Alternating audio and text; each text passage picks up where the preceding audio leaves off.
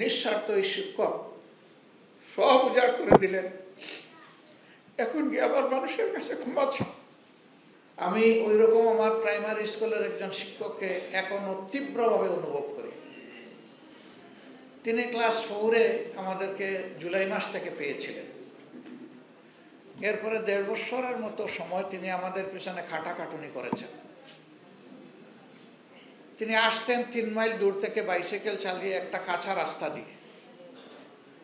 সময় মতো আসতেন। স্কুল টাইম শেষ হলে আগের দিন তিনি বলে দিতেন যে তোমার বাড়িতে আমি খাবো, তোমার মাকে বলবি আমার জন্য রান্না বাড়া করে রাখতে।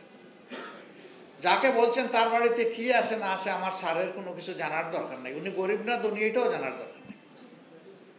তিনি তার সরল সহজভাবে বিশ্বাসে বলে ফেলতেন যে আমার জন্য খাবার রেডি করতে বলে। সবাই এটাকে সৌভাগ্য মনে করে, তার সর্বোচ্চ তৌফিক অনুযায়ী রেডি করত।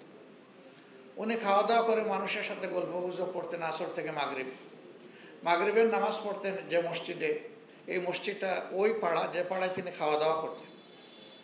কিন্তু মাগরিব পরেই তিনি ভিন্ন পাড়ায় চলে যেতেন।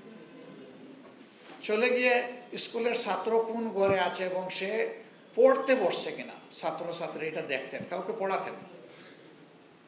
ঘুরে ঘুরে বিভিন্ন ঘর দেখে দেখে এশার নামাজ পড়ে আবার বাইসাইকেল করে 3.5 মাইল দূর রাতের বেলা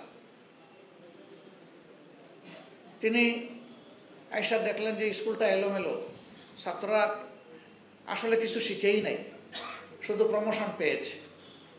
তিনি চ্যালেঞ্জ হিসাবে নিলেন যে না, এগুলাকে মানুষ বানান। তিনি আমাদেরকে পড়াতেন, বৃত্তির কোচিং করতেন। আমাদের যখন কোচিং শেষ হলো সামান্য উপহার স্যারের হাতে আমরা তুলে দিলাম। তখন ওই ইনভেলপের প্রচলন ছিল না, এমনিই কাঁচার নোট উঠিয়ে দিতে চাইছি। উনি বললেন এটা কি? আল্লাহ স্যার একটু আমার আব্বা আম্মা দিয়েছে। তো উনি বললেন যে তোমার আব্বা আম্মা দিলে তো তুমি এককভাবে তাদের সম্পত্তি হয়ে গেলে। আমি তো বাবা বিয়া শাদী করি নাই, তোমাদেরকেই আমি সন্তান হিসেবে গ্রহণ করেছি।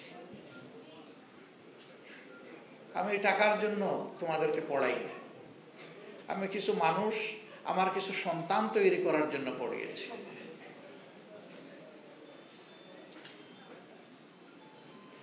হাই স্কুল ছিল স্যারের বাড়ির পাশে, আসা যাওয়ার পথে দেখা হতো। এখন বুঝি যে পায়ে ধরে কোনো সালাম নাই, সালাম হইল আসসালামু আলাইকুম। তখন পায়ে পড়ে যেতাম আমরা। তিনি আমাদেরকে দোয়া করে মাথায় হাত টাত বুলিয়ে দিতেন। ইন্টারমিডিয়েটে যখন সিলেটে এসে ভর্তি হলাম এমসি কলেজে, তিনি প্রতি মাসে একটা চিঠি লিখতেন। বাবা যেভাবে সন্তানকে উপদেশ দিয়ে লেখেন, তিনি ওই রকমই বাবার ভূমিকা পালন করেছেন।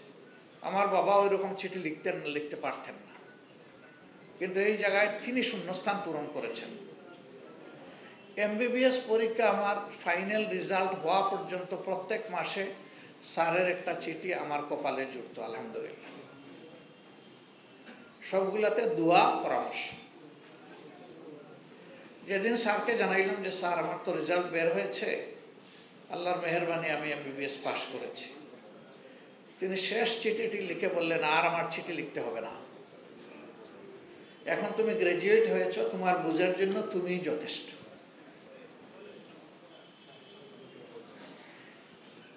এই স্যার তার কর্মজীবন শেষ করে নিয়ত করেছেন তিনি হজে যাবেন ম্যাডাম সহ। আমাকে ফোন করে বললেন বাবা আমি তো নিয়ত করেছি, কিন্তু এগুলো পাইতে 4-5 বছর লাগে, তুমি কোনো সাহায্য করতে পারবে কিনা? আমি মৌলভীবাজারের ডিসি সাহেবকে ফোন করে বললাম ভাই আমি কোনোদিন কারো কাছে কিছু কারোর জন্য চাইনি, আজকে একটা জিনিস দাবি করে চাইবো, আশা করি আপনি আমাকে ফেলে দিবেন না, আমাকে আপনি সাহায্য করবেন। তিনি সব শুনলেন, শুনে বললেন যে স্যারকে বলেন কালকে এতটার সময় আমার অফিসে এসে শুধু উনি নামটা বলবেন আমার অ্যাটেন্ডেন্সের কাছে। আমি এই স্যার সম্পর্কে তাকে রিকোয়েস্ট করতে গিয়ে এই কথাগুলো আমি বলেছি।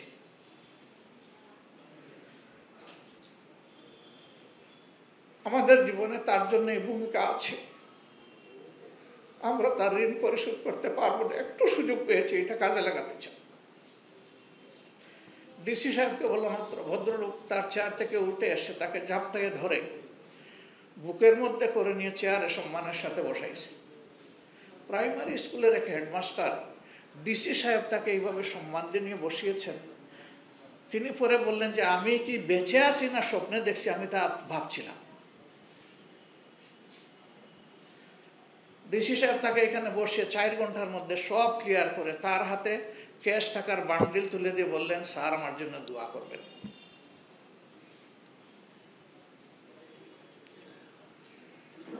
আমার এই মহান শিক্ষক টাকার বান্ডিল হাতে নিয়ে তিনি গ্রামের বাড়িতে যাননি, সোজা চলে এসেছেন সিলেটে। এসে বললেন, তুমি ওরে কি বলেছিলে ডিসি সাহেবকে? আমি বললাম, স্যার আপনি যা করেছেন তার একটা ঝলক মাত্র বলেছি, সারা বলি নাই। নিশ্চয়ই কোনো ভালো মানুষের সন্তান, তিনি আমাকে যে সম্মান দিয়েছেন আমি নিজেকে এটার উপযুক্ত মনে করি না। আমার এই স্যার আবার করলেন কি আরেক মিরাকল। হজে যাওয়ার আগে তিনি যে তার ডায়েরিতে প্রত্যেকটা বাড়ির নাম, ঠিকানা, লোকদের নাম লিখে রেখেছেন, আমরা তো কেউ জানি না। হজে যাওয়ার আগে আমাদের 6টা গ্রাম, প্রত্যেক গ্রামে গিয়ে ওই যত বাড়িতে তিনি পানি খেয়েছেন, খাওয়া দাওয়া করেছেন, সব বাড়িতে গিয়ে বলেছেন, আমি আপনাদের রিজেক খেয়েছি, আমাকে ক্ষমা করে দিবেন।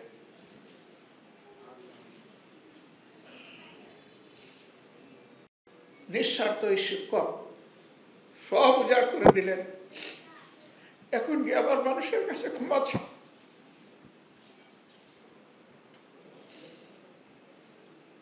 এই শিক্ষকদেরকে আমরা কিভাবে প্রতিদান দিব?